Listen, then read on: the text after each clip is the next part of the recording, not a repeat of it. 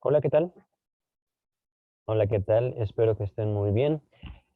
Vamos a continuar con la lectura, comentario y estudio de la obra del doctor Sigmund Freud. Si ustedes, este es el primer video que están viendo de mi canal, quiero comentarles que esta es una serie de videos en los cuales me he propuesto reconstruir la obra de Sigmund Freud con el objeto también de aproximarnos a una construcción histórica de su pensamiento, ¿vale? Es decir, puede que sea este el primer video que ustedes ven de mi canal, no hay ningún problema, no necesitan en todo caso escuchar el resto, les invito por supuesto a hacerlo, con el objeto de también saber de dónde van a salir las observaciones, las conclusiones que he estado haciendo, ¿no?, al respecto de la obra del doctor Freud. Estamos en este momento en la lectura y comentario del capítulo 7, es decir, ya hicimos los otros 6 eh, en orden cronológico, justo con el objeto de saber de dónde Freud sacó sus conclusiones, sus ideas. Ajá. Ya para este momento terminamos varios de los textos principales del doctor Freud, que podría yo mencionar: la interpretación de los sueños, el proyecto de psicología, bueno, en orden cronológico, ¿no? El proyecto de psicología para neurólogos, o proyecto de psicología secas, como ustedes gusten llamarlo, la interpretación de los sueños, psicopatología de la vida cotidiana, y el último fue justamente 3 ensayos de teoría sexual. Eh, Todo esto, por supuesto, insertado en un contexto histórico particular, 1905 aproximadamente, es lo que hemos estado reconstruyendo hasta el momento.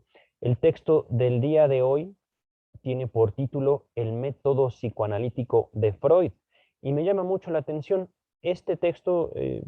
Dice James Strachey, el traductor de la obra de Freud, un discípulo de Sigmund Freud, este texto fue escrito y publicado alrededor de 1903-1904, es decir, un año antes de 3 ensayos de teoría sexual, que fue el último texto fuerte, el último texto grande que abordamos, que nos abarcó bastante tiempo, ¿no? Este texto, les aviso, es muy cortito. El texto en realidad no tiene una extensión de más de 5 páginas, de acuerdo a la estructura o al texto que nos presenta James Strachey en la edición normalizada, en la Standard Edition, en la edición de Amor Hortus, ¿vale? El texto empieza con una nota introductoria de James Strachey, que por supuesto trae el nombre en alemán. Nos dice Die Psychoanalytische Method, ¿vale? El método psicoanalítico de Freud, no hay ninguna variación ahí. Nos comenta la primera observación de James Strachey: hubo 3, 6, 7 ediciones en alemán. Lo que los podría ahorita resumir de todos estos, sin mencionarles todas unas. Estoy ahorita abordando la página 235 del volumen séptimo, si ustedes gustan indagar, investigar, si este dato, digamos, que yo no voy a abordar ahorita para concentrarme en el texto, es de su interés, pueden revisar esa página, ¿vale? Me voy de inmediato al comentario de James Strachey al respecto del texto que estamos por abordar.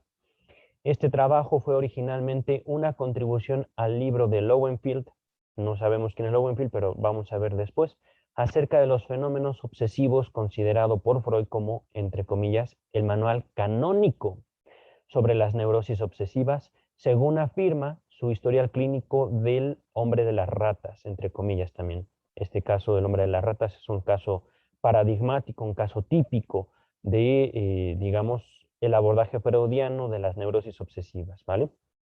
El caso del hombre de las ratas, ya lo veremos en el volumen 10 de la obra de Sigmund Freud.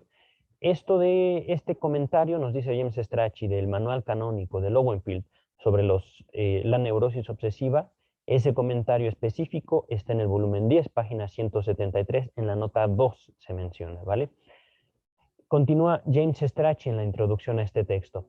Explica Lowenfield que persuadió a Freud para que hiciera esta contribución a causa de las grandes modificaciones que había experimentado su técnica desde que fuera descrita por él en Estudios sobre la histeria.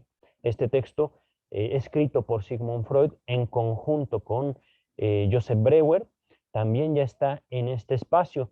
No lo incluí justo porque yo consideraba que el texto de Proyecto de Psicología era el abordaje serio del médico, del neurólogo, el doctor Sigmund Freud, que nos permite ya dar una cierta separación en el tratamiento médico al tratamiento psicoanalítico, tratamiento que tiene su origen a partir de la interpretación de los sueños. Pero digamos que lo que James Strachey quiere decirnos en este momento es que Lowenfield, en contacto con Sigmund Freud, en este momento no podría decirles si Sigmund Freud fue un maestro de Lowenfield o al contrario, no lo sabemos. Simplemente lo que podemos deducir es que ambos eran médicos, ambos tenían contacto el uno con el otro y ambos, por supuesto, intercambiaron ideas. Ajá.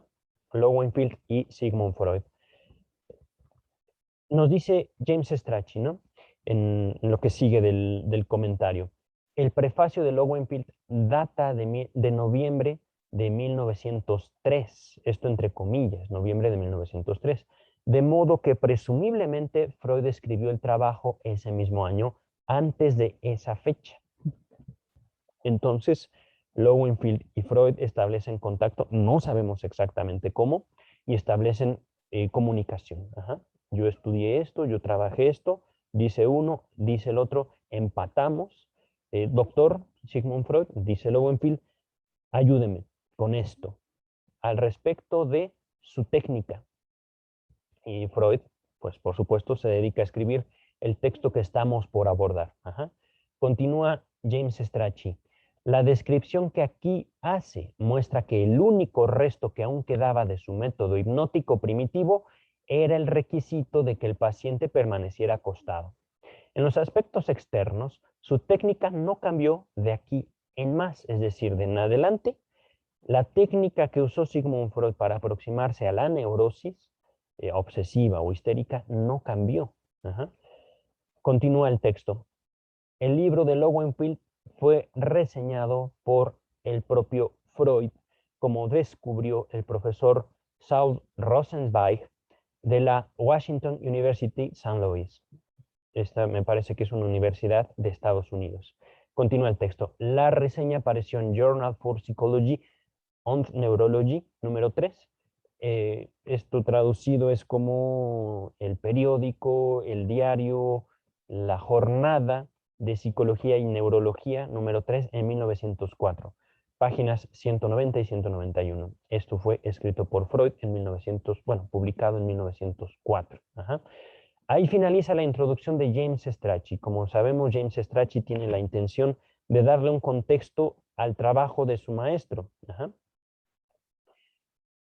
Ahí finaliza, por supuesto, también la página 236 del séptimo volumen y viene ya el texto de Freud. Déjenme ver una pequeña observación. Estamos en este momento entonces página 237 del volumen séptimo. Son seis páginas. Va a ser un texto corto, yo calculo alrededor de media hora a partir de ahorita. Y el comentario, por supuesto, puede ser mínimo, puede ser más abierto, dependiendo de lo que el mismo texto nos vaya requiriendo. Ajá.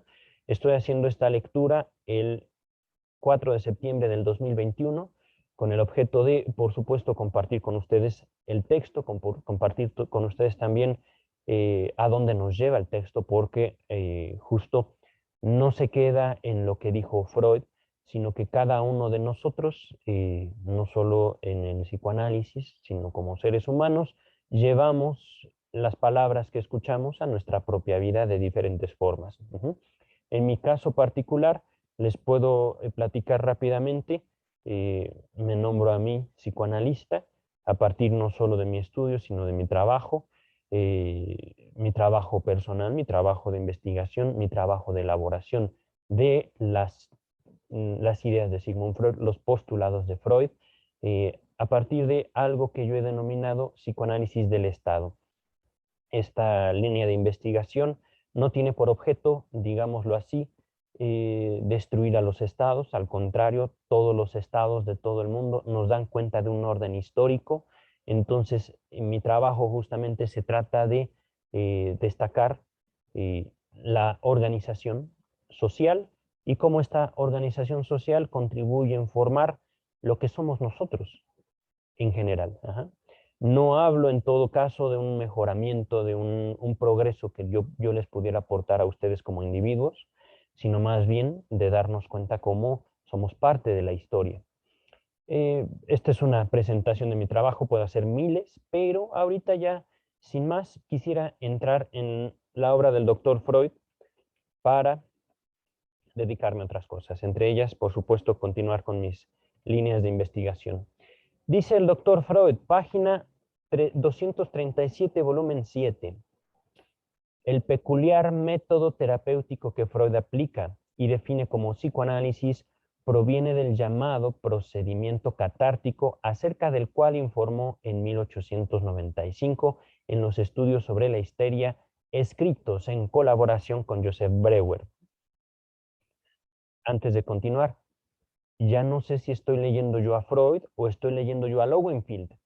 Déjenme ver. Recuerdo haber... sí, pasé mis ojos así rápidamente por el texto que estamos por abordar. Eh, Freud está hablando de sí en tercera persona. Yo, por ejemplo, me llamo Juan, ¿no? Pero yo puedo decir de mí mismo, Juan está grabando un video.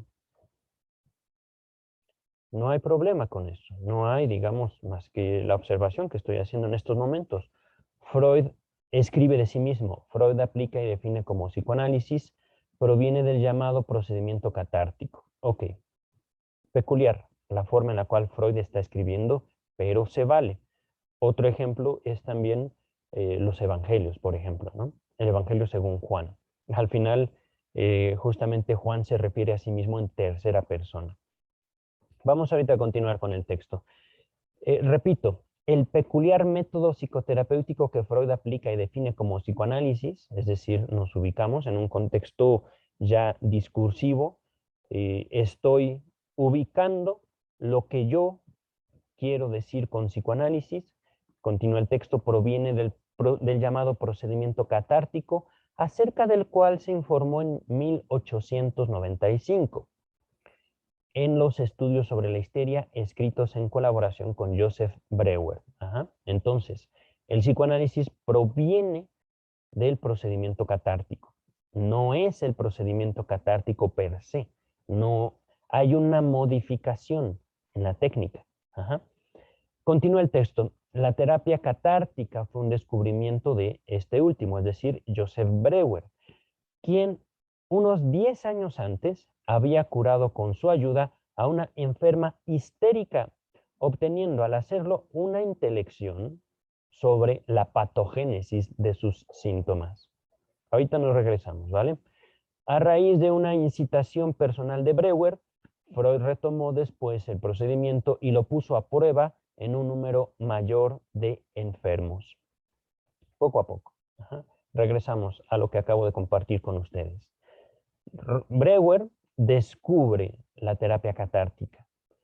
Ahorita no vamos a andar mucho en esto, por supuesto está ya en este espacio los estudios sobre la histeria, pero en resumidas cuentas se trata de un método por el cual el individuo revive eventos que lo afectaron en su historia, digámoslo así, y reacciona a esos eventos. Ajá. Pero eso, el texto nos dice, eso no es psicoanálisis. Ajá.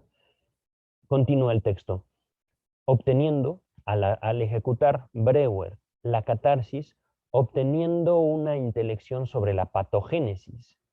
Pato, esta es una palabra compuesta. Pato, enfermedad, génesis, origen. Podríamos decirlo de otra manera.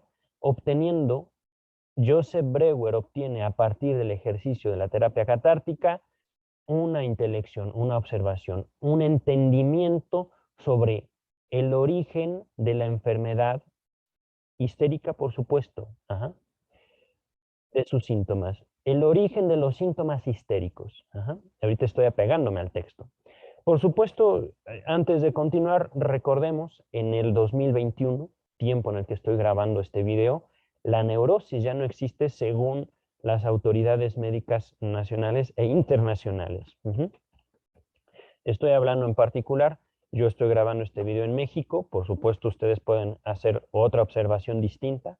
De acuerdo a las autoridades médicas mexicanas y estadounidenses, y por supuesto también apoyándome en la CIE, ¿cómo se llama?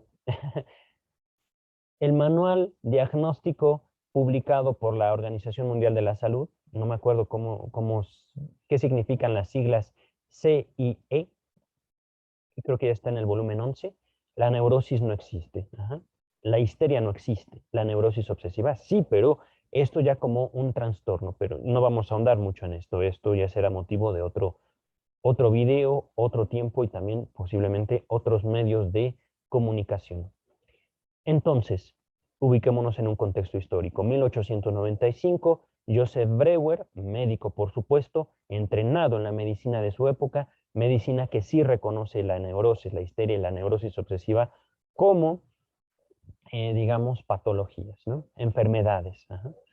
Esto también nos permite notar cómo la enfermedad es un constructo histórico, pero no vamos a andar mucho en ello. Continúa el texto. Breuer aplica la catarsis, descubre y aplica la catarsis, cura síntomas histéricos. En ese momento cura quiere decir los síntomas desaparecen. Y hereda al doctor Sigmund Freud este método el cual Freud llevó a muchos otros pacientes. Continuamos con el texto principal. El procedimiento catártico tenía por condición que el paciente fuese susceptible de hipnosis y se basa en la ampliación de la conciencia que sobreviene en ese estado. ¿En cuál estado? En la hipnosis. El mismo texto nos lo está diciendo. Entonces, antes de continuar, no podía un paciente ser llevado al método catártico si no era antes hipnotizado. Esto no quiere decir que la hipnosis, digamos, llevara a la catarsis, en un sentido de primero te hipnotizo y luego te llevo al método catártico. Era más bien como una prueba. Se trataba de ver primero si la paciente era posible hipnotizar y luego llevarlo a hacer catarsis. ¿Qué es catarsis? Yo creo que ahorita el mismo texto no lo va a decir y si no, lo abordamos después, ¿vale? Continúa el texto. Su meta era eliminar los síntomas patológicos y la alcanzaba haciendo retroceder al paciente hasta el estado psíquico en que el síntoma se había presentado por primera vez. Ahí está entonces la catarsis, ¿vale? Digamos como la condición, el método, los pasos para poder decir uno como profesional, estoy haciendo catarsis, ¿vale? Entonces, miren, esto es también importante. Aquí me doy cuenta de un error justamente en mi lectura. Dice el texto, entonces emergían en el enfermo hipnotizado recuerdos, pensamientos e impulsos hasta entonces ausentes de su conciencia. Entonces, si era un requisito, primero se hipnotizaba al paciente y luego el paciente ya hipnotizado era llevado a establecer contacto con sus recuerdos. Estos recuerdos, por supuesto, ligados a su síntoma. Entonces, era necesario para hacer catarsis hipnotizar, nos dice el texto. Continúa el texto principal. Y tan pronto como presa de intensas manifestaciones afectivas, comunicaba al médico estos procesos anímicos suyos, el síntoma quedaba superado y no retornaba más. Antes de continuar con el texto. Yo he practicado la psicología por ¿cuántos años? No lo sé. Yo comencé a trabajar en el 2006, ahorita no quisiera hacer la cuenta, pero esto por supuesto también el hecho de que no esté allí yo haciendo la cuenta tiene por objeto también introducir el fenómeno del psicoanálisis en mi vida, en mi práctica. Ajá. Durante esta práctica que yo he hecho del psicoanálisis a partir del 2009-2010, pude establecer contacto con muchísimos psicólogos, psicólogas, terapeutas, psiquiatras, etcétera, etcétera, etcétera. El objeto de este comentario es al menos mencionar que en México la hipnosis se tiene como una especialización, digámoslo así, no solo del campo psicológico, sino también del campo psiquiátrico y del campo médico. ¿A qué me refiero con esto? Durante mi carrera, durante estos años, ahorita no quiero hacer la cuenta, durante estos años de 2006 hasta la fecha, he establecido contacto con incluso hipnoterapeutas que me mencionan que durante su práctica justamente se adquieren un conjunto de técnicas que tienen por objeto introducir a los individuos a un estado hipnótico. Ajá. Entonces, esta práctica sigue llevándose a cabo, pero no necesariamente por psicólogos. Pueden ser médicos, pueden ser psiquiatras, es decir, médicos con una especialidad, o incluso pueden ser individuos que no tengan estudios universitarios y que estudien específica y exclusivamente, al menos en México, de acuerdo a la normativa legal, una especialidad o una, digamos, la técnica de la hipnosis. Ajá. Ahorita vamos a continuar con el texto. A ver, aquí está. Voy a repetir el texto para, digamos, ir aterrizando la idea del autor que me queda la duda, no sé si sea Sigmund Freud, no sé si sea Lowenfield. Supongo yo que es Freud hablando de sí en tercera persona. El procedimiento catártico tenía por condición que el paciente fuese susceptible, es decir, que se le pudiera hipnotizar, susceptible de hipnosis, y se basaba en la ampliación de la conciencia que sobreviene en ese estado, en el estado hipnótico. Ampliación de la conciencia, es decir, en un estado no hipnótico, el doctor Freud y Joseph Breuer podían notar, ambos médicos que usaban la hipnosis, que cuando sus pacientes no estaban hipnotizados, su conciencia llegaba a ciertos límites. ¿Y a qué se refiere con conciencia?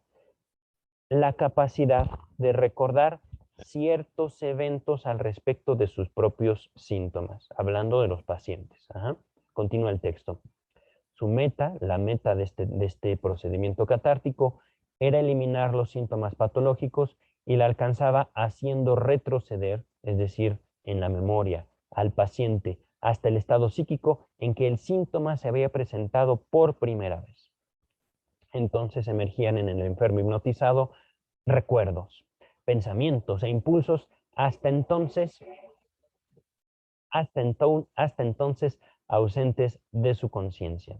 Repito, hipnotizan al paciente, le hacen retroceder en su memoria hasta el momento en el cual el síntoma se había presentado por primera vez y entonces dejaban que en el paciente emergieran,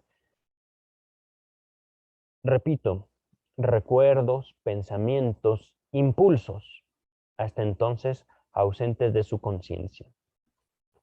Antes de continuar, me llama mucho la atención dos cosas.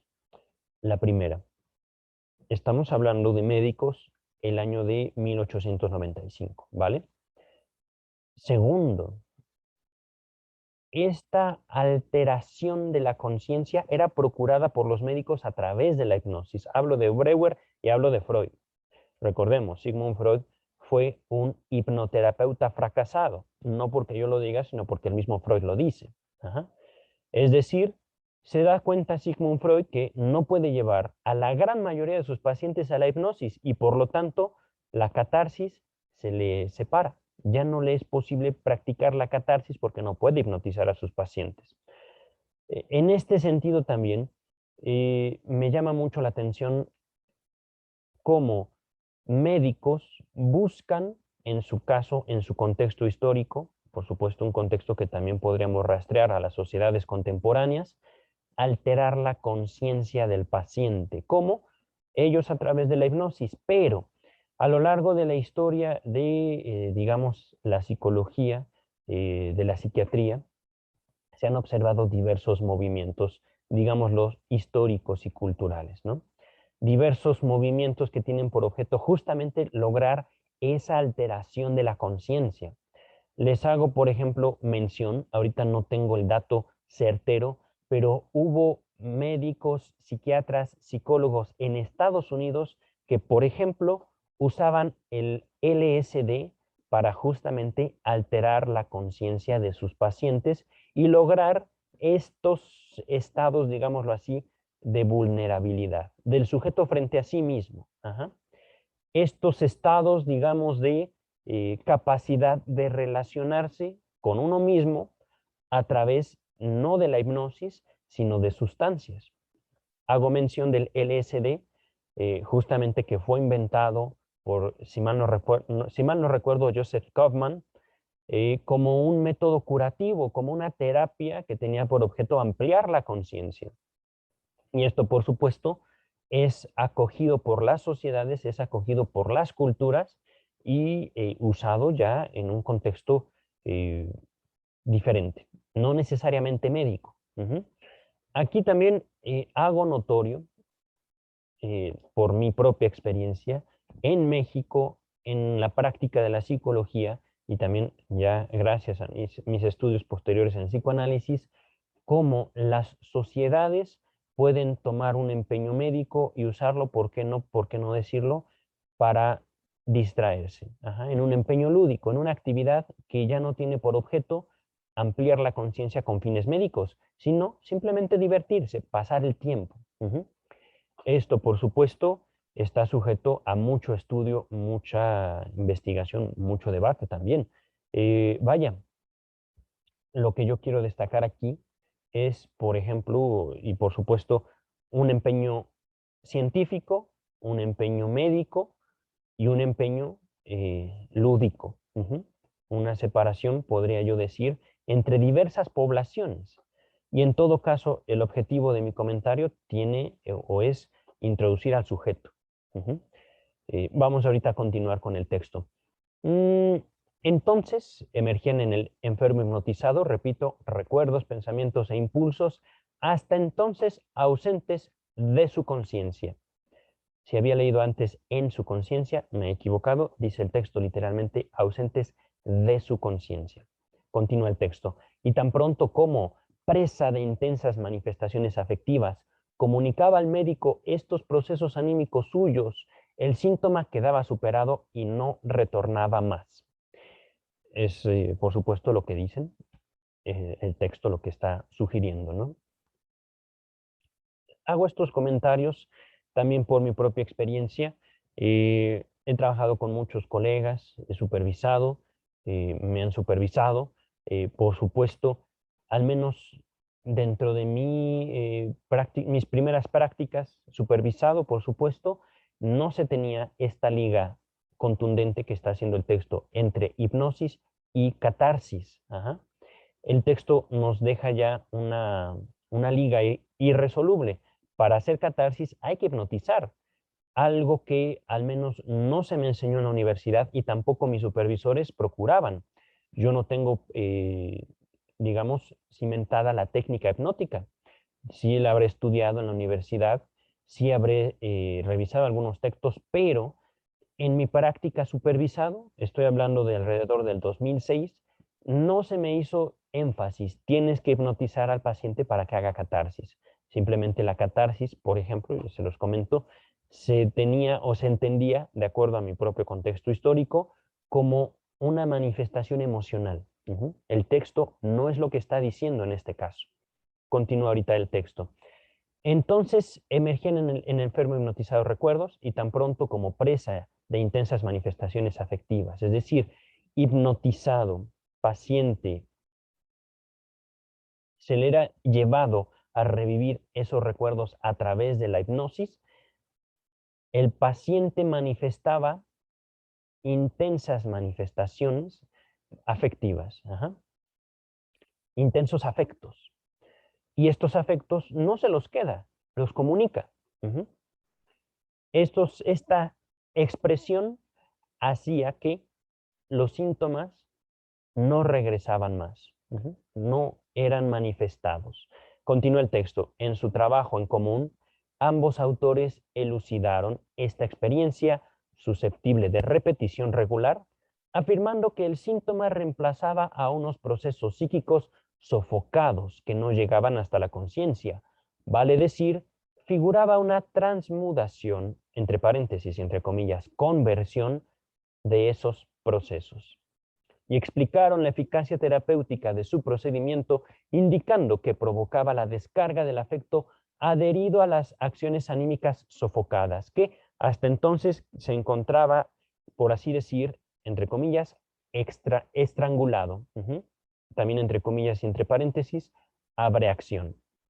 Entonces, el texto nos va, digamos, aclarando muchos de los usos lingüísticos, es decir, los usos que Breuer y Freud hicieron de estas palabras, abreacción, conversión, de acuerdo a su contexto. Cuando Freud y Breuer decían, está abreaccionando, quiere decir, está estrangulando su afecto, su proceso. La tramitación de una vivencia, la descarga, digamos, de un afecto. Esta abreacción, este estrangulamiento, por supuesto, era cometido del sujeto hacia sí mismo. No un acto físico, sino justamente un acto represivo. El texto no lo dice ahorita, yo me supongo que lo habrá de decir después, pero es justamente cómo podemos nosotros también aproximarnos al uso de la palabra que está haciendo, me supongo que Freud en este caso. Continúa el texto. A ver, permítame un segundo. Esto también me llama la atención. Esta frase, esta experiencia susceptible de repetición regular. Es que aquí está, por supuesto, implícito el método científico, que es algo de lo cual se le acusó al psicoanálisis y algo, por supuesto, lo cual debemos atender como psicoanalistas al día de hoy. La cientificidad del carácter o el carácter científico del psicoanálisis. Pero vamos ahorita a continuar. Estamos hablando, les recuerdo, de las modificaciones que tuvo el método o la técnica catártica para que se le pudiera nombrar psicoanálisis. Continúa el texto. Y explicaron quiénes, Breuer y Freud, la eficacia terapéutica de su procedimiento, indicando que provocaba, disculpen, y explicaron la eficacia terapéutica de su procedimiento, indicando que provocaba la descarga del afecto adherido a las acciones anímicas sofocadas, que hasta entonces se encontraba, por así decir, estrangulado, entre comillas también, abreacción. Pero en casi todos los casos, ese esquema simple de intervención terapéutica se complicó. En efecto, se vio que en la génesis del síntoma no participaba una impresión, entre comillas y entre paréntesis, traumática, única, sino casi siempre una serie de ellas, difícil de abarcar. Por tanto, el carácter principal del método catártico, por oposición a todos los otros procedimientos de la psicoterapia, reside en que no transfiere la eficacia terapéutica a una prohibición impartida por el médico mediante su gestión. Caramba. Es que este párrafo, al menos para mí, guarda una importancia fuerte, un significado, un valor alto para mí en este momento. Voy a repetirlo. El carácter principal del método catártico, hablamos, método catártico, por oposición a todos los otros procedimientos de la psicoterapia, recordemos, estamos hablando de un contexto de 1985, 1895, 1903 aproximadamente. No es terapia de hoy. Reside en que no transfiere la eficacia terapéutica, es decir, el método terapéutico, catártico o catarsis, no identifica su eficacia a una prohibición impartida por el médico mediante sugestión. No se trata de prohibirle al paciente sus síntomas en el momento en el que está hipnotizado. Y esto destaca, ¿no? Hablando de 2021 y en un sentido no solo histórico, sino de palabra, bajo psicología se puede decir abarcan muchas prácticas. Lo mismo ocurre en el psicoanálisis. Puedo yo decir a un paciente, por ejemplo, por favor, no se castigue. Y en ese momento, yo nombrar a eso psicoanálisis, en ese momento. Independiente del contexto. Estoy hablando de la acción. Me refiero a la acción en particular. Con ese mismo paciente, puedo en la misma situación decirle o preguntarle por qué se castiga. En todo caso, el texto nos habla de una prohibición impartida por el médico mediante sugestión. Sugerirle a alguna persona en un momento particular, hablando, digamos, de una intervención, ya sea profesional o incluso personal, una prohibición. Yo le prohíbo a alguien una cosa, lo que sea.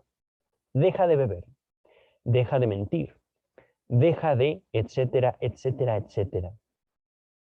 Un alto.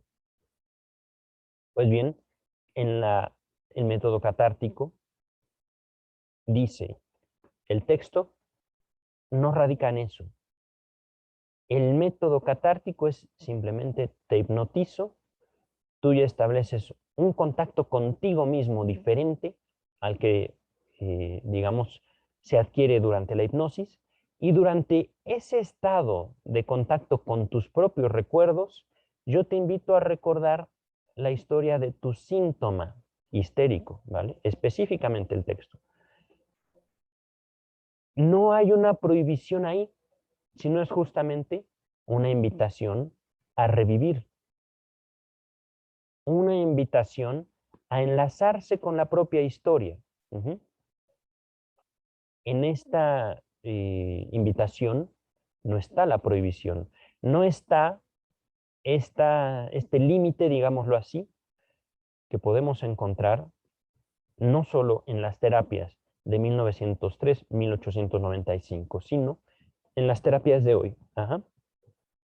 Un empeño de moldeamiento, un empeño de decirle a las personas lo que tienen que ser o hacer, o lo que no tienen que ser y lo que no deben hacer o pensar, decir, etcétera, ¿vale? Perdón. Continúa el texto. Espera más bien el método catártico que los síntomas desaparezcan por sí mismos cuando la intervención médica que se basa en ciertas premisas acerca del mecanismo psíquico, logra hacer que unos procesos anímicos pasen a un circuito diferente del que desembocó en la formación de síntoma. Aquí, por supuesto, antes de continuar, les comento, ya estoy en la página 238. Esto que está diciendo el autor, lograr hacer que unos procesos anímicos pasen a un circuito diferente que desembocó en la formación de síntoma, se abordó en estudios sobre la histeria. Ahorita lo podemos entender fácilmente. Si ustedes gustan mayor información, les voy a dejar el link de estudios sobre la histeria, pero creo que el texto es muy preciso. Se entiende cómo, lo voy a poner con estas palabras, palabras que yo también uso para describir mi propio libro, la mente humana como un circuito autodeterminado. Y es importante considerarlo así. El sujeto humano como una entidad, como un ser, un circuito que se cierra a sí mismo. Esto, digamos, creo que fue Breuer quien lo propuso. Por buenas razones, el doctor Sigmund Freud nombraba en un principio a Breuer como el inventor del psicoanálisis, pero bueno, eso cambió con el tiempo, ¿no? El mismo Freud se puso en postura distinta al respecto de su propia obra. Pero lo que el texto nos permite decir, o nos permite, digamos, observar, es cómo en esta formación del circuito, el médico que practica el método catártico no se coloca a sí mismo en un papel de autoridad. Yo, como, digámoslo así, poniendo esta práctica en otras palabras, yo como médico que practica la catarsis, no me coloco delante del paciente como una fuente de recomendaciones, de prohibiciones. Yo no voy a determinar, digámoslo así, el fin del circuito, sino voy a introducir una, un mecanismo a ese circuito autodeterminado para que el mismo circuito trabaje de forma diferente. ¿Por qué? Porque justamente ciertas premisas acerca del mecanismo psíquico me permiten decir, por ejemplo, y citando estudios sobre la histeria, el histérico padece principalmente de reminiscencias. Ojo, padece. El sujeto establece una relación consigo mismo, con sus reminiscencias, con los residuos de los recuerdos, y padece. Se lastima a sí mismo con sus recuerdos. Continúa el texto. Las modificaciones que Freud introdujo en el procedimiento catártico de Breuer fueron al principio cambios en la técnica. Ahora bien, estos brindaron nuevos resultados y en lo sucesivo, es decir, de allí en más, obligaron a adoptar una concepción diversa, diferente, acerca del trabajo terapéutico, si bien no contradictoria con la anterior. El método catártico ya había renunciado a la sugestión.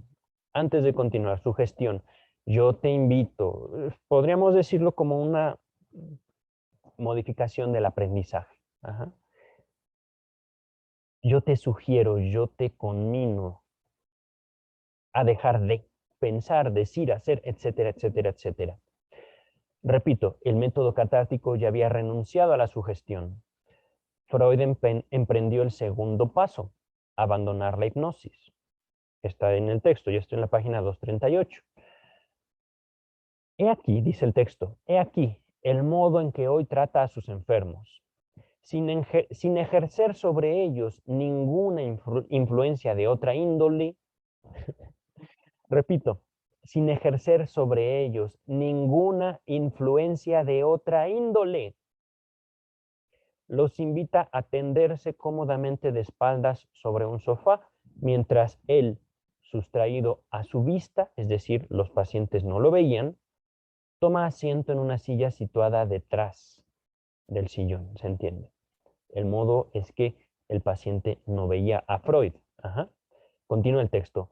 Tampoco les pide que cierren los ojos. Nota número 1, pero voy a continuar. Repito, tampoco les pide que cierren los ojos y evita todo contacto y cualquier otro procedimiento que pudiera recordar a la hipnosis. Ahora sí, nota número 1, dice James Strachey. En la descripción que hizo del procedimiento en la interpretación de los sueños, volumen 4, página 122, Freud aún recomendaba que el sujeto mantuviese los ojos cerrados, es decir, aquí hubo un cambio de 1900 a 1903 aproximadamente. Retomamos el texto principal, ¿vale? Entonces, Freud llegaba a su consulta con su paciente, le decía, acuéstese en el sillón, yo me voy a sentar aquí donde usted no me vea. No cierre los ojos. Continúa el texto. Una sesión de esta clase transcurre como una conversación entre dos personas igualmente alertas, a una de las cuales se le ahorra todo esfuerzo muscular y toda impresión sensorial que pudiera distraerla y no dejarle concentrar su atención sobre su propia actividad anímica. Es decir, acostado en el sillón del doctor Freud, el diván, sillón, etcétera. El punto es de que estuviera relajado, que no tuviera tensión muscular. Ajá.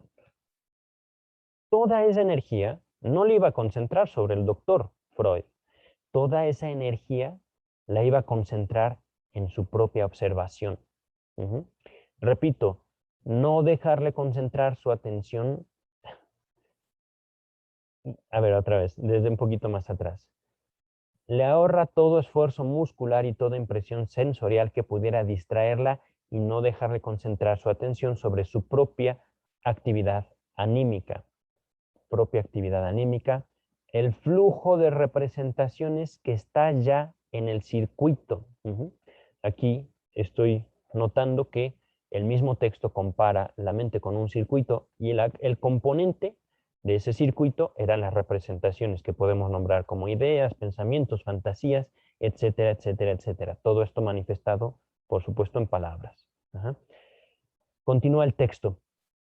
Como es sabido, a pesar de la habilidad del médico, el ser o no hipnotizado depende del albedrío del paciente, la voluntad del paciente. Hay pacientes que se pueden hipnotizar y hay pacientes que no. ¿En qué radica la diferencia? En que unos quieren y otros no, por poner un solo factor a consideración. Continúa el texto. Y un gran número de personas neuróticas no pueden ser no pueden ser puestas en un estado de hipnosis mediante ningún procedimiento.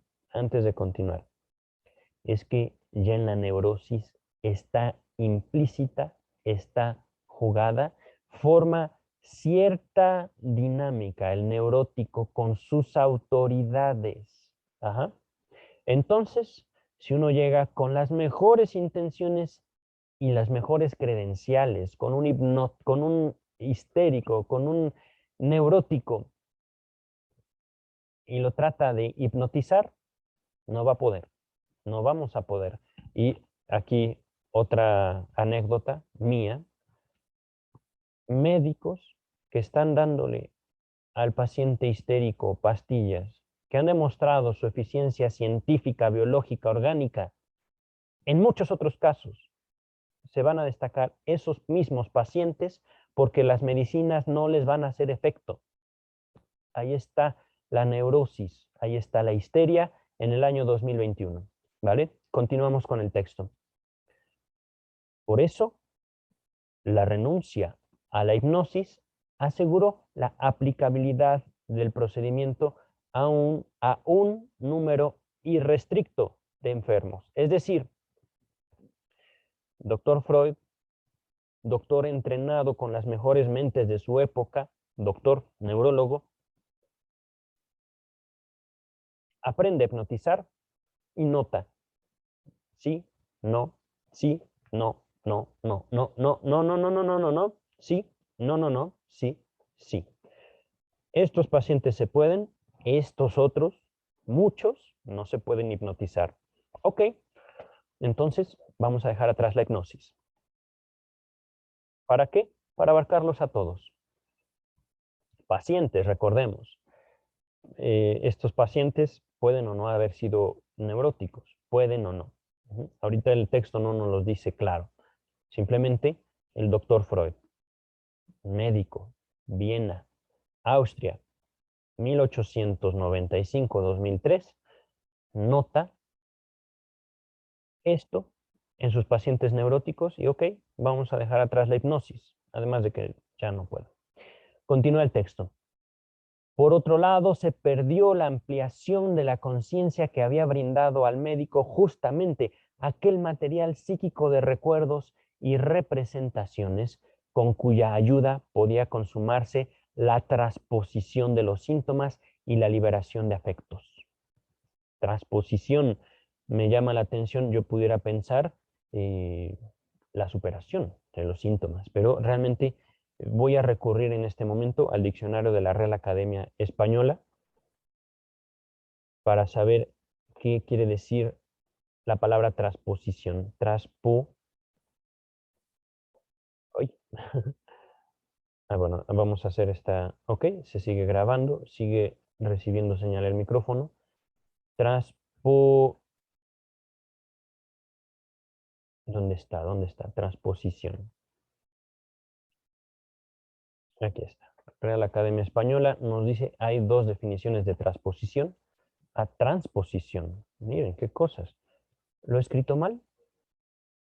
Mm, permítanme un segundo. Transposición. El texto de la Standard Edition dice transposición. La Real Academia Española me brinda transposición. Ah, miren. Al parecer pueden tomarse como sinónimos, según la Real Academia Española. Transposición y transposición, con N o sin N. Ajá. La primera definición, acción y efecto de transponer o transponerse. Segunda definición, alteración del orden normal de las palabras en un segmento de la oración, como en el, se destacan estas palabras del caballo el veloz galope. Vamos a ver transponer o transponer. Primera definición, poner a alguien o algo más allá en lugar diferente al que ocupaba. Es decir, justamente se está hablando de una relación que el sujeto tenía con sus propios síntomas a partir de la hipnosis y de sus recuerdos, ¿vale? Es decir, dejamos atrás la hipnosis y perdemos esa influencia, esa forma en la cual el paciente puede relacionarse con sus síntomas y su propia historia. Ajá. Si dejamos atrás la hipnosis, eso no se podía hacer.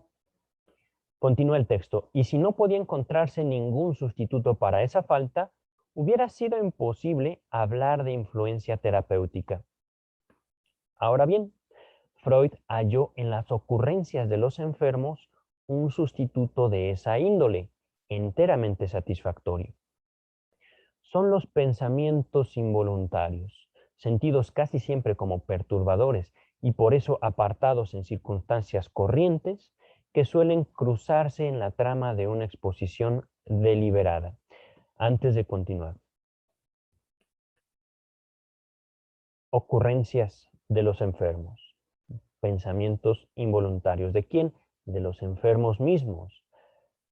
Perturbadores. ¿Para quién? Para los enfermos mismos. Y por supuesto, apartados en circunstancias corrientes, normales, es decir. ¿Por quién? Por los enfermos mismos. En todo caso,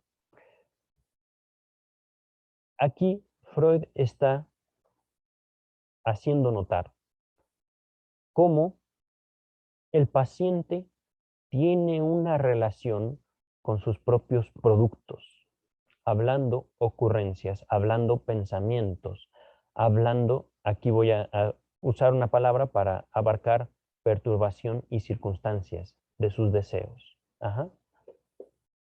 Dicho en otras palabras, yo puedo observarme a mí mismo y esto no estableciendo una relación con un doctor Sigmund Freud, con un analista, con un médico, con un otro, con cualquier persona, con mi mamá, con mi papá, con mis hermanos, con mis primos, mis amigos, mis amigas. Yo puedo verme. Y en el momento en el que yo me veo, pienso, tengo ocurrencias, puedo notar, digámoslo así, cosas que están en mi circuito. Estoy apelando al texto, ¿vale? Y en eso yo ya juego mi voluntad. Yo puedo ver mi circuito y yo quisiera llevar el curso de ese circuito a diversos caminos, justamente. Y a veces me veo perturbado en mi decir, en mi deseo, en mi voluntad. En ese En las manifestaciones de ese circuito, podría decir, a veces yo quisiera pintar el mundo color verde y encuentro que ese circuito me pinta el mundo color rojo. O viceversa, quisiera yo verlo rojo y lo encuentro verde. Qué molesto. Y no estoy ahorita introduciendo mi relación con médicos, con pacientes, con amigos, con amantes, etc. Simplemente, ¡pum!, el circuito, ahí está. Continúa el texto. Para apoderarse de esas ocurrencias, Freud exhorta a los enfermos a que se dejen ir en sus comunicaciones. Lo que sigue está entre comillas. Como harían en una conversación en que se hablase de bueyes perdidos. Repito, como harían en una conversación en que se hablase de bueyes, animales perdidos. Se me perdió un animalito de mi, ¿cómo se llama? De mi grupo. No recuerdo ahorita cómo se llama. Se me perdió un animalito.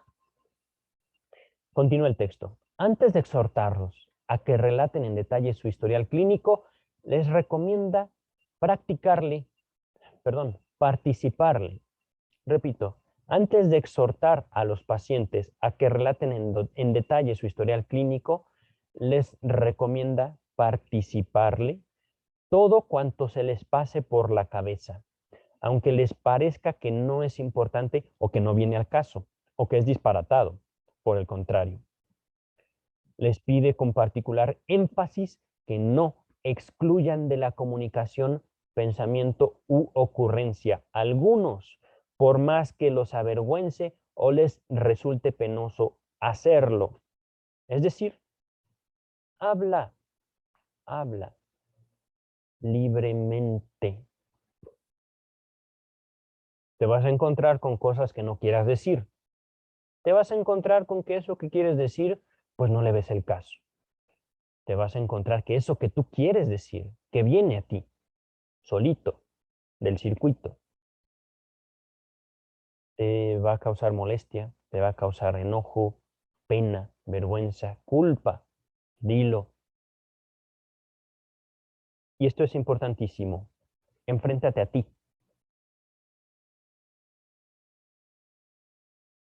Y enfréntate no en un sentido agresivo. Permítete ser. Permítete decir.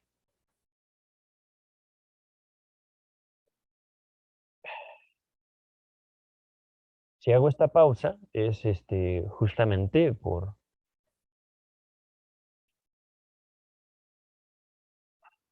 sentir eso ahorita de mí, en mí. Esa libertad y esa capacidad de relacionarme conmigo mismo que me devolvió el psicoanálisis, no la psicología. Durante muchos años en los que estuve en formación universitaria, por supuesto que yo, eh, en un afán didáctico, en un afán de aprender, me sometí a tratamientos psicológicos, sugestivos, podríamos decirlo. No pienses eso. Y en el momento en el cual no solo me someto a análisis, sino también me someto a la lectura de Freud, encuentro esta práctica, decir, y establezco en este momento contacto con mi propio circuito, por decirlo de una manera, ¿vale? Y en este momento siento un nudo en la garganta, por todo. Es que en este momento así, ¡pum!, todo vino de nuevo a mí. Continúa el texto. Gracias a sus esfuerzos por recopilar este material que en todo otro caso se desdeña, Freud hizo las observaciones que pasaron a ser decisivas para toda su concepción, es decir, para toda su idea, lo que él quiso decir con psicoanálisis. Ujú. Ya en el relato del historial clínico salen a relucir lagunas en el recuerdo del enfermo.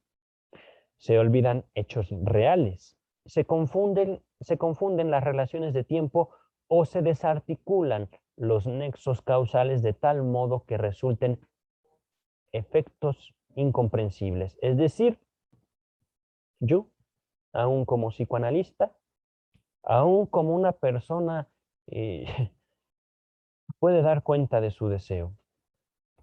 Puedo enfermar, puedo enfermar. Y resulta que en mi relato de mi propia enfermedad, una gripe, no vayamos más lejos, yo no encuentro los nexos. Yo, en este a veces contacto descarnado que tengo conmigo mismo, puedo atropellarme y descuidar mi salud, en tal caso que yo enferme de gripe, una infección estomacal, de todo, básicamente. Por ponerles un ejemplo, ¿no?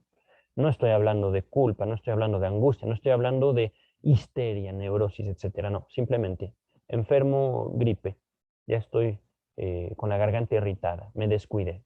Así, y no sé por qué.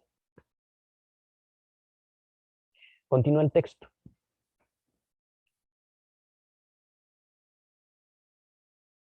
Sin amnesia de alguna clase, no existe historial clínico neurótico. Me río por esto. Yo, analista, con títulos, con práctica, con experiencia, y yo enfermo. Y en mi enfermedad, yo no encuentro los nexos. Yo. ¿Por qué? Pues porque estoy vivo. Así lo podría decir. Como estoy vivo, enfermo. Como estoy vivo, al momento de llevar el curso de mi vida, no llevo un registro consciente de todo. Sin embargo, el registro existe. Justamente, sin amnesia de alguna clase, no existe historial clínico neurótico. En la amnesia está jugado nuestro deseo. En esa separación que nosotros hacemos de nuestros propios síntomas, hablando como psicoanalistas que enferman, está jugado lo que nos hace neuróticos. Esa separación que hacemos de nuestro propio deseo. ¿Por qué no decirlo de enfermar?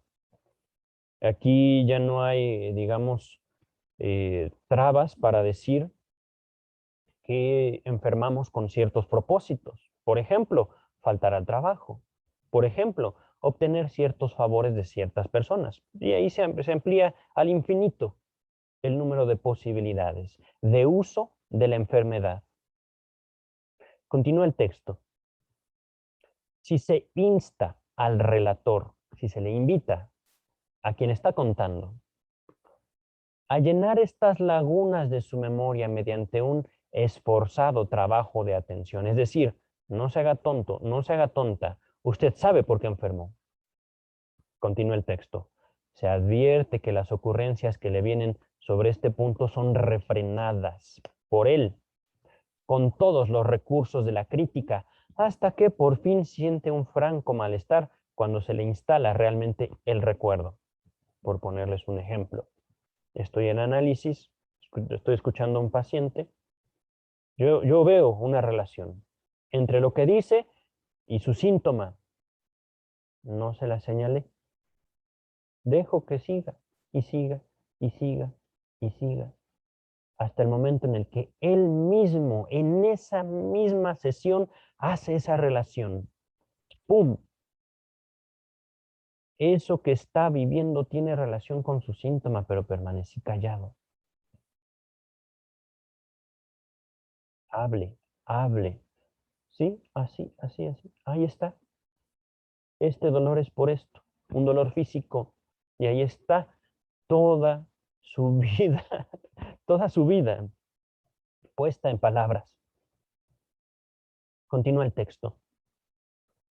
Bueno, retomándolo antes de continuar. En el momento en el cual yo quisiera señalarle, ahí está la relación.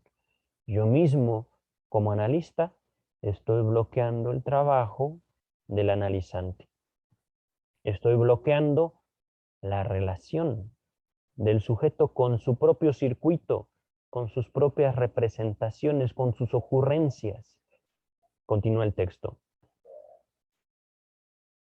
Si yo hubiera insistido con mi paciente, ahí está la relación, ahí está, es muy obvia, hubiera habido malestar. ¿De qué?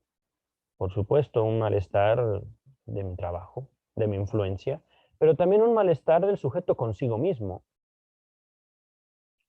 En el momento en el cual yo busco y yo puedo encontrar esa relación, yo no estoy haciendo psicoanálisis, a pesar de que yo lo diga. Yo estoy haciendo una sugestión. Estoy sugiriéndole al paciente ahí la relación.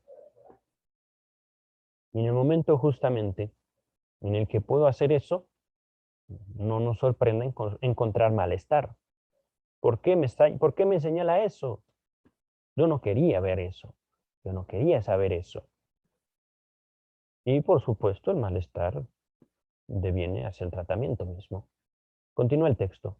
De esta experiencia, Freud infirió que las amnesias, es decir, que los olvidos selectivos, son el resultado de un proceso que él llama represión. Y esta palabra se destaca, represión, está como de ladito, ¿vale?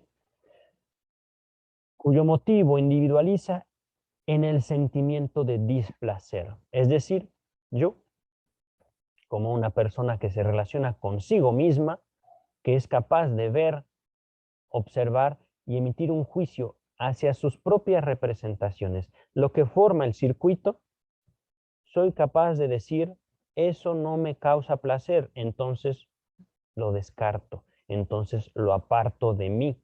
Pero ese movimiento no quiere decir que el material que apartamos muera, ¿no? Continúa el texto. En cuanto a las fuerzas psíquicas que han originado esta represión, cree registrarlas en la resistencia, y se destaca esta palabra también, resistencia, que se opone a la reproducción. Entonces, antes de continuar, aquí está ya contenido un movimiento voluntario, un movimiento consciente, una dinámica psíquica. Uh-huh. Se, está se están identificando poco a poco elementos de lo que en un futuro formará la metapsicología, que ya fue nombrada en la interpretación de los sueños. Podríamos nombrarlo como la contribución de Freud al conocimiento de la humanidad en general. Uh-huh. Se habla de una tópica, dinámica y una economía. Uh-huh. Una concepción de la mente conforme a dimensiones de lugares, de movimientos y de intensidad. Tópico, dinámico y económico. Ajá. Y intensidad. Ahorita vamos a dejarlo así. Puedo ser mucho más estricto, pero para no desviarme mucho del texto, ¿vale? Entonces, repito, represión. Fuerzas psíquicas que han originado esta represión. Cree registrarlas, cree observarlas, cree distinguirlas en la resistencia que se opone a la reproducción. ¿De qué reproducción está hablando? De la memoria, reproducción némica. Yo que soy capaz de verme, yo que soy capaz de notar las cosas que vivo y de saber por qué enfermo, no quiero saber por qué enfermo. Continúa el texto. Este factor de la resistencia ha pasado a ser uno de los fundamentos de su teoría. A las ocurrencias que suelen dejarse de lado con toda clase de pretextos, como los que enumera la fórmula anterior, Freud las considera retoños de productos psíquicos reprimidos, pensamientos, emociones, entre paréntesis, desfiguraciones de estos últimos provocadas por la resistencia que se opone a su reproducción. Cuanto mayor es la resistencia, tanto más vasta es la desfiguración. Ahora bien, el valor que para la técnica terapéutica tienen las ocurrencias no deliberadas estriba en que, estriba en este vínculo suyo con el material psíquico reprimido. Repito, porque me estuve trabando mucho. El valor que para la técnica terapéutica tienen las ocurrencias no deliberadas se basa en este vínculo suyo con el material psíquico reprimido. Es decir, si yo estoy queriendo ocultarme algo de mí, pues simplemente dejo que otras cosas que yo no estoy persiguiendo de mí se manifiesten. Pum, pum, pum, pum, pum, pum, pum. Y de repente ya dije cosas que yo no quería decir. Y de repente noto que eso que yo no quería decir, que estoy reprimiendo, tiene relación con eso que ya dije sin querer. Tiene relación. ¿Por qué? Porque es mío. ¿Por qué? Porque forma parte de mi circuito, porque forma parte de mi vida, forma parte de mi ser. Esto se vio a detalle en Psicopatología de la Vida Cotidiana, capítulo 4 o 5, el trastrabarse. Vamos a continuar. Si uno posee un procedimiento que permita avanzar desde las ocurrencias hasta lo reprimido, desde las desfiguraciones hasta lo desfigurado, puede también, sin recurrir a la hipnosis, volver asequible a la conciencia lo que antes era inconsciente en la vida anímica. Sobre esa base, Freud ha creado, se destacan estas palabras, un arte de interpretación, continúa el texto normal, destinado, por así decir, a extraer del mineral en bruto de las ocurrencias no deliberadas el contenido metálico de pensamientos reprimidos. Objeto de este trabajo interpretativo no son solo las ocurrencias del enfermo, sino también sus sueños, que brindan la vía de acceso más directa para el conocimiento del inconsciente.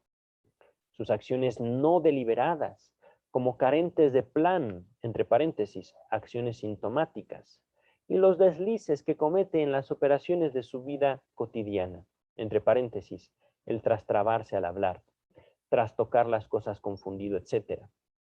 Los detalles de esta técnica de interpretación o de traducción todavía no han sido publicados por Freud.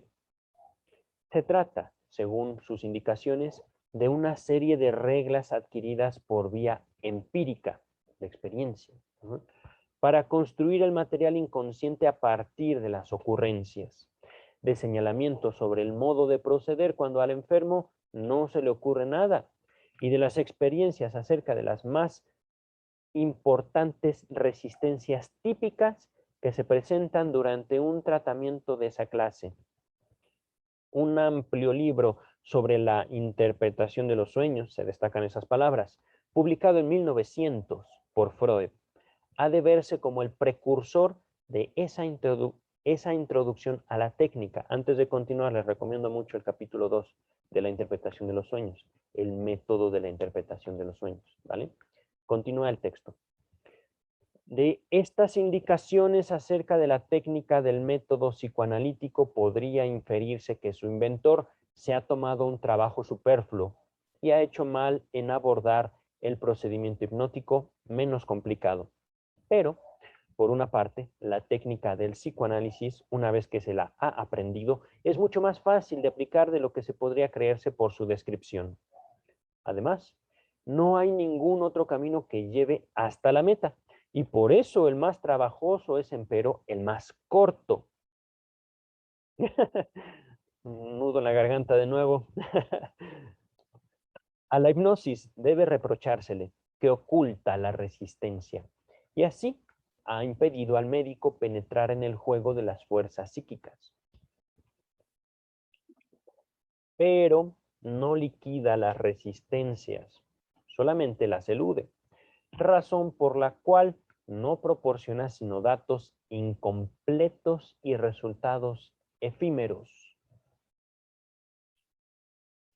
Wow.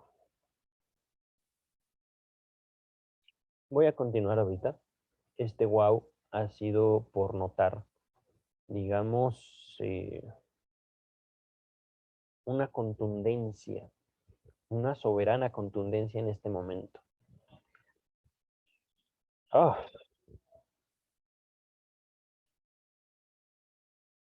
eh, si me he constituido un crítico de la llamada salud mental, lo pongo en mi libro de manera muy clara, es porque yo puedo hablar de un antes y un después del psicoanálisis en mí. Les diré, por ejemplo, que el psicoanálisis no me trajo paz, me trajo vida. Y esta vida, pues, no tiene que manifestarse en forma de paz. Justamente es este trabajo que estoy haciendo frente a ustedes. Mm, Hay una fuerza impresionante en esto que acabo de compartir con ustedes. No liquida la resistencia, la, la, la hipnosis, solamente las elude, razón por la cual no proporciona sino datos incompletos y resultados efímeros. Caramba. Continúa el texto. La tarea del método psicoanalítico se empeña en solucionar. Perdón, estoy un poquito distraído porque el texto ha sido contundente y fuerte para mí en este momento. La tarea que el método psicoanalítico se empeña en solucionar puede expresarse mediante diversas fórmulas, si bien todas ellas son en esencia equivalentes. Puede decirse, tarea de la cura es suprimir las amnesias. Si se han llenado todas las lagunas del recuerdo y esclarecido todos los enigmáticos efectos de la vida psíquica, se ha imposibilitado la prosecución de la enfermedad y aún su neoformación. La condición para ello puede concebirse también así. Deben deshacerse todas las represiones. El estado psíquico resultante es el mismo que produce el llenado de todas las amnesias. De mayor alcance es otra concepción. Uf, ya estoy temblando, ya estoy sudando. Se trata de volver asequible lo inconsciente a la conciencia, lo cual se logra venciendo las resistencias. Dicho en otras palabras, yo puedo enfermar, pero no puedo permitirme dejar por mucho tiempo que aquello que me enfermó siga enfermándome en mi vida. Voy a buscar qué es lo que me enferma. Voy a buscar qué es lo que me impide llevar a cabo mi deseo. Y mi compromiso conmigo para sostener mi vida, porque así lo deseo, es atender eso. Eso que me impide hacer mi voluntad. Porque a partir de eso, vivo. Es que al momento de decir esto me doy cuenta de a dónde me ha llevado el psicoanálisis. Y esto es radical en mí. Puede sonar muy inocente, muy simple para ustedes. El ligar deseo y vida. A mí me costó mucho trabajo, mucho trabajo. Poder decir, incluso cuando yo no llevo a cabo mi deseo y cuando yo me someto a las reglas y leyes de alguien más, estoy yo llevando a cabo mi deseo y puedo llevarlo a cabo desde la pasividad. Eso me ha costado un trabajo enorme, más trabajo que dinero, debo reconocerlo, para que vean también que el psicoanálisis no se puede pagar con dinero, no es una práctica de ricos.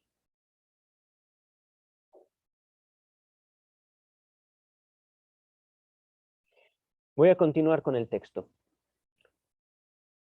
Pero no se olvide que un estado ideal de esa índole tampoco se presenta en el ser humano normal y que solo rara vez se llega a estar en condiciones de hacer avanzar el tratamiento hasta un punto que se le aproxime.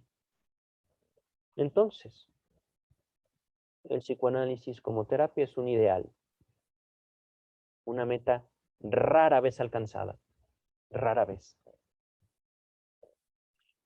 Así continúa el texto.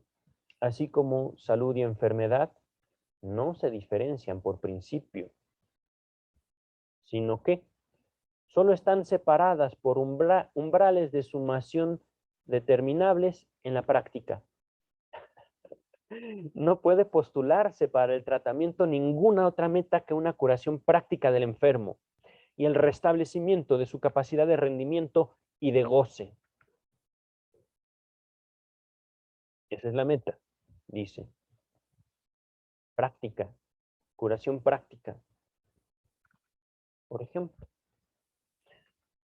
doctor, yo no puedo comprar un boleto del metro. Bueno, vamos, tenga usted, ahí está su boleto del metro. Práctica.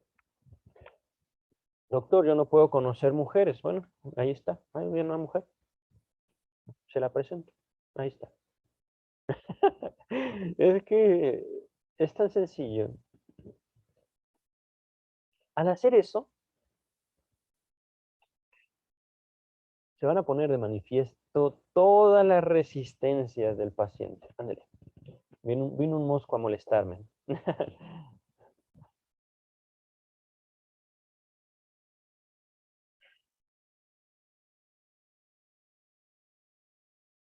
A ver, es que es, como sabrán, ya les había mencionado en este mismo tiempo, en este mismo video, ¿cómo vamos a determinar lo que es enfermedad mental si no se determina lo que es salud mental? Y para determinar salud mental, ¿cómo vamos a hacerlo sin las personas, sin los sujetos? Poniéndoles un ejemplo. ¿Qué tal si yo en toda mi vida he sido agredido por mujeres, por decirlo así? Por este ejemplo, ¿no? ¿Qué tal si yo en mi normalidad, en mi mundo, en mi vida, estoy acostumbrado y deseo y busco que una mujer me agreda, física o verbalmente? Si lo llevamos a una concepción normalizada, podemos decir, es que es un enfermo mental.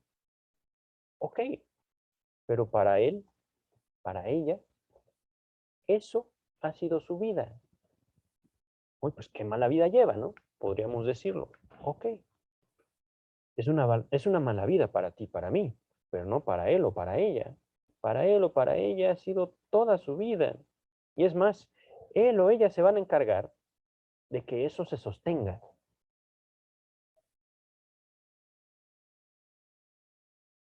Y podemos enojarnos con él, con ella, y pelear, y decir, está loco, está loca, métanla a un hospital psiquiátrico. Y lo meten, la medican, puede estar por años, ¿no? No lo sabemos. Estoy poniendo un ejemplo que se me viene a la mente. Posiblemente real. eh, He visto mucha gente que, digámoslo así, establece relaciones que a mí no me gustan, que yo no llevaría, pero ellos sí, con la vida, con los demás. Y al fin y al cabo terminan cosechando lo que siembran, ¿no? Pero en esa determinación del sujeto a su propia vida, fue algo que justamente me llevó a esta tesis. ¿Qué derecho tengo yo, por mis títulos universitarios, de señalar en él o en ella una enfermedad, cuando su vida entera ha sido así? Ay, es que la enfermedad no solo es del individuo, es de la sociedad. Bueno, ok, pero la sociedad no es así para todos.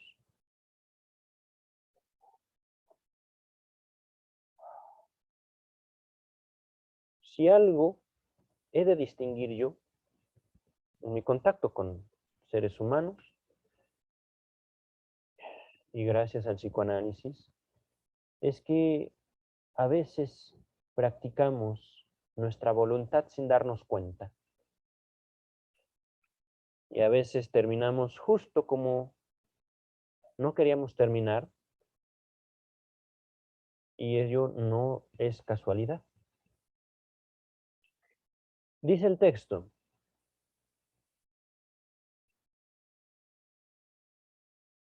quisiera retomar.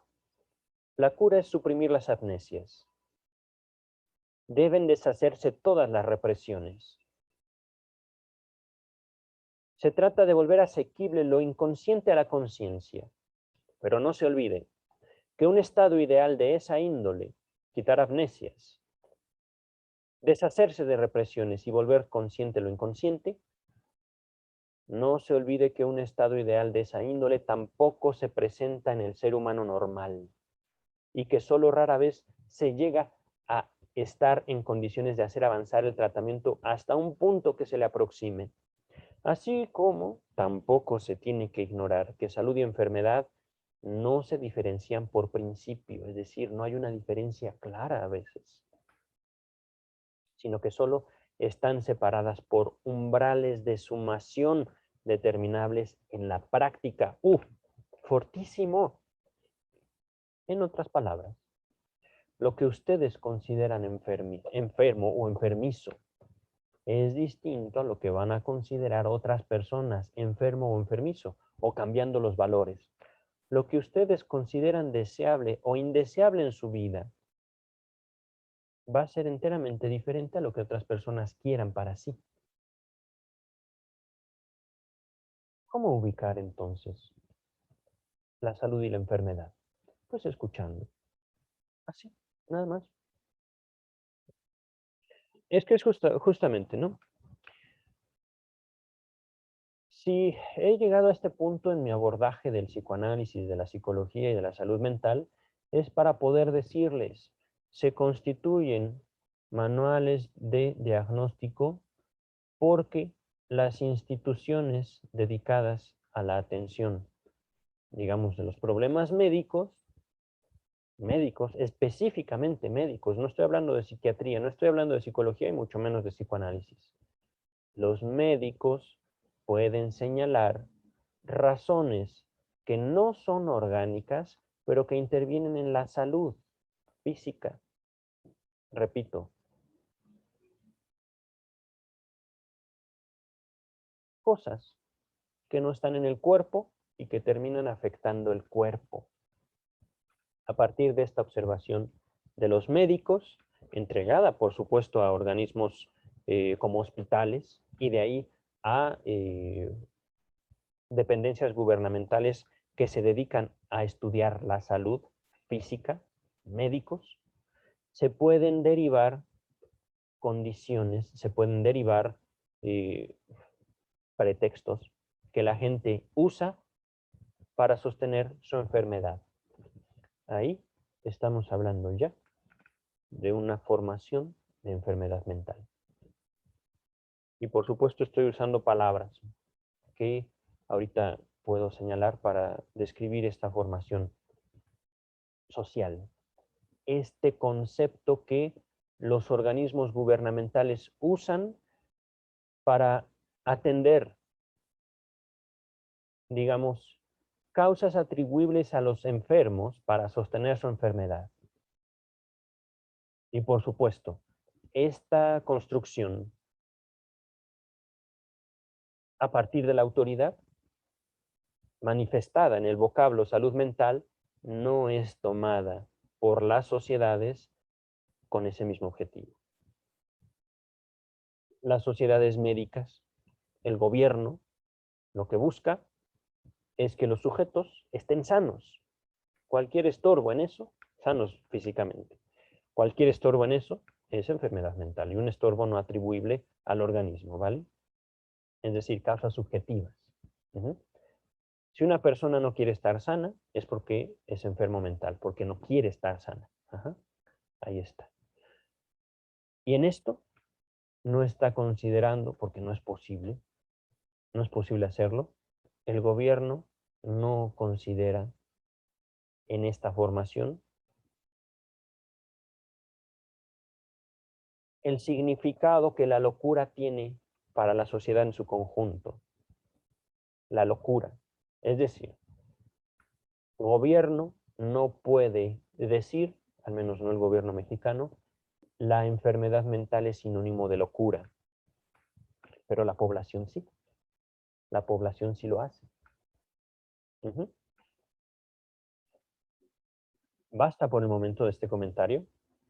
Hay mucho que decir, sí es cierto, pero no lo puedo hacer en este momento porque ya estamos avanzados en el texto. Estamos ya en la página 241. Finaliza esto en la página 242, pero si me quedo mucho en el comentario, no vamos a acabar. Voy a repetir esto último, ¿vale? Salud y enfermedad solo están separadas por umbrales de sumación determinables en la práctica. No puede postularse para el tratamiento ninguna otra meta que una curación práctica del enfermo, el restablecimiento de su capacidad de rendimiento y de goce. Fortísimo esto. No voy a comentar ya mucho porque quiero acabar el texto para dedicarme también a mi propia elaboración, a mi propio texto, ¿vale?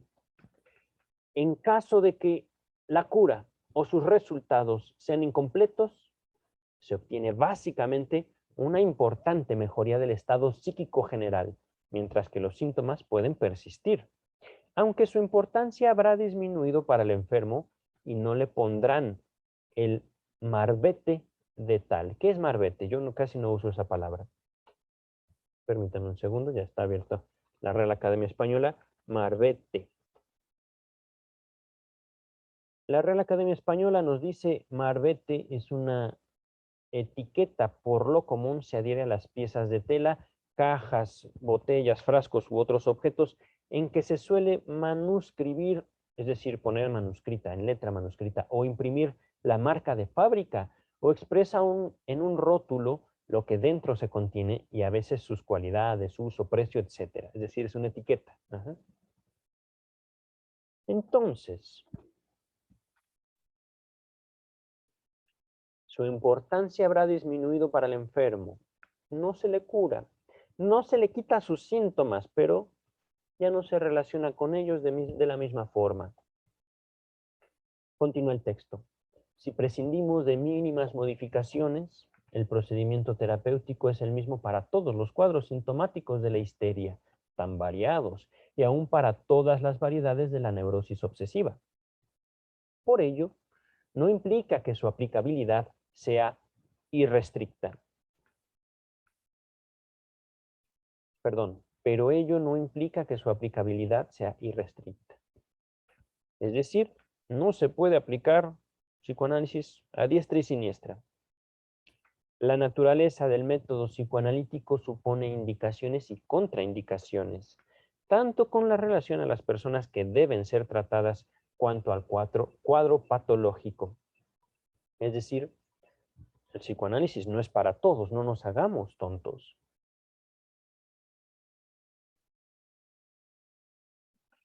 El psicoanálisis como técnica, como método.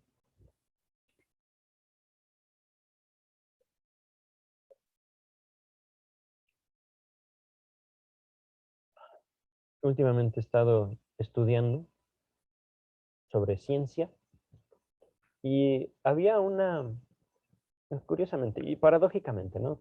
Parte de mis estudios ahorita están enfocados, por ejemplo, en este texto, el psicoanálisis como ciencia, y otra parte están en el texto de Brownstein, psicología, psicología, ideología y ciencia, me parece, no me acuerdo cómo se llama, pero bueno, hay una frase de Cristo: quien tiene oídos para oír, oiga. ¿Qué quería decir eso? Por mucho tiempo me pregunté, y ahorita mientras estudio sobre ciencia es justamente eso. La capacidad que tiene cada individuo para relacionarse con el conocimiento varía. si bien el empeño de conocer, incluso a través del método científico, no puede ser limitado a ciertos individuos, lo que sí es que el conocimiento que se puede adquirir por cualquier medio, incluso la ciencia misma, no es para todos. Si ahorita se hizo mención, por ejemplo, de la aplicabilidad del método psicoanalítico, hijo del catártico, y se dice no es para todos. Es verdad. Sin embargo, aún los resultados de un solo proceso analítico, los resultados, no estoy hablando del método, los resultados pueden traer consecuencias para todos.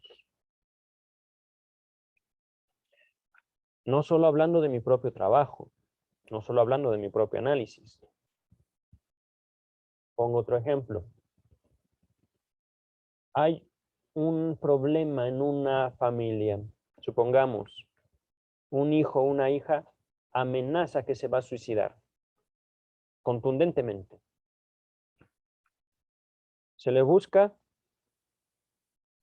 terapéuticamente al suicida. Puede ser que sea inanalizable, puede ser que ese individuo, hombre, mujer, cualquier edad, se muestre totalmente cerrado. Bien, busquemos a los padres, busquemos a los cuidadores. ¿Quién interactúa con él, con ella? Habrán efectos. Un síntoma no es unidimensional. No estoy hablando aquí de terapia familiar sistémica y cosas así. No, psicoanálisis.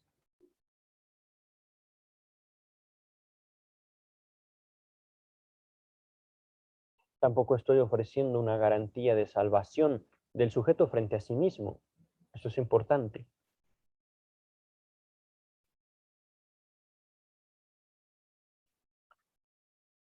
Se trata de saber. Y a veces el conocimiento, el saber,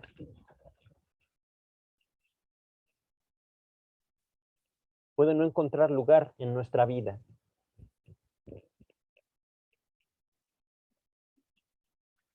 Eso es científico. Eso se ha demostrado muchas veces a lo largo de toda la historia.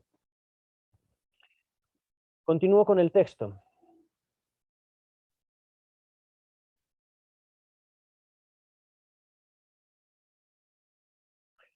La naturaleza, repito, del método psicoanalítico supone indicaciones y contraindicaciones, tanto en relación a las personas que deben ser tratadas, cuanto al cuadro patológico, es decir, psicoanálisis para neurosis.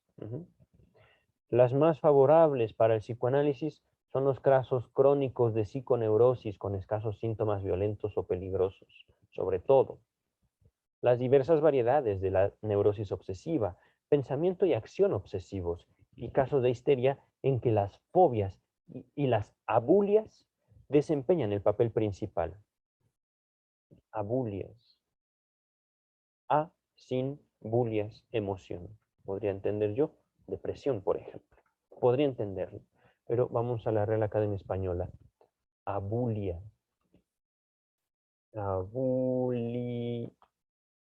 Abulia. La Real Academia nos dice pasividad, desinterés, falta de voluntad, ¿vale? Son síntomas, no son como manifestaciones de la histeria según el texto, pero de la depresión según los cuadros clínicos modernos. Ajá. Continúa el texto, entonces, esto es sobre lo más favorable del psicoanálisis, ¿no? Las poblaciones a las que se les puede acercar.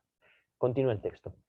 Pero, además, todas las expresiones somáticas de la histeria, siempre que el médico no tenga como tarea perentoria, ahorita vemos que es perentoria, la rápida eliminación de los síntomas, como sucede con la anorexia. Perentoria, tarea perentoria, podría entenderlo yo en este momento, antes de ir a la Real Academia, como la obligación más De vida o muerte. Ajá. A ver, perentoria. Peren- perentoria.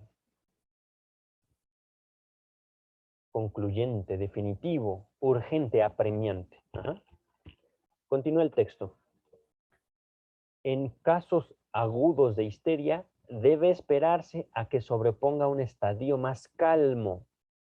En todos los casos en que el agotamiento nervioso presida el cuadro, se evitará emplear un procedimiento que requiere por sí mismo esfuerzo. Progresa lentamente y durante un lapso debe desentenderse de la persistencia de los síntomas. La persona que haya de someterse con provecho al psicoanálisis debe llenar muchos requisitos.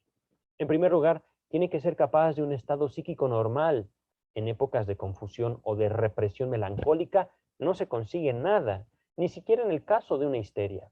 Además, corresponde exigirle cierto grado de inteligencia natural y de desarrollo ético. Repito, desarrollo ético. Eh, lo diré con otras palabras, el psicoanálisis no sirve para los sinvergüenzas. Y eso me queda claro. El psicoanálisis no se pretende educar. Se puede, pero no se pretende educar. Lo que llegamos en un principio a decir. Yo le sugiero que deje de alcoholizarse porque vea lo que ha provocado. Ya mató a alguien, ya violó a alguien, ya está usted en la cárcel, lo estoy atendiendo en la cárcel. Deje de alcoholizarse, deje de drogarse. Y pues, no. Ética. Soy capaz de verme, soy capaz de comprender que mis actos tienen consecuencias y que esas consecuencias pueden dañar, incluso perjudicar gravemente a alguien más, o a mí incluso.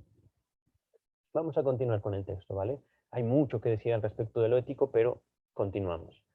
En personas carentes de todo valor, el médico pronto pierde el interés que le permite profundizar en la vida anímica del enfermo. Las malformaciones causadas del carácter, los rasgos de una constitución realmente degenerativa, se exteriorizan en la cura como fuentes de resistencias que es muy difícil vencer. En esa medida, la constitución en general impone un límite a la posibilidad de curación mediante psicoterapia. También se crean condiciones desfavorables para el psicoanálisis si la edad del paciente ronda el quinto decenio, 50 años aproximadamente. Pues en tal caso ya no es posible dominar la masa del material psíquico, el tiempo requerido para la curación se torna demasiado largo y la capacidad de deshacer procesos psíquicos empieza a desfallecer. Entonces, doctor Freud,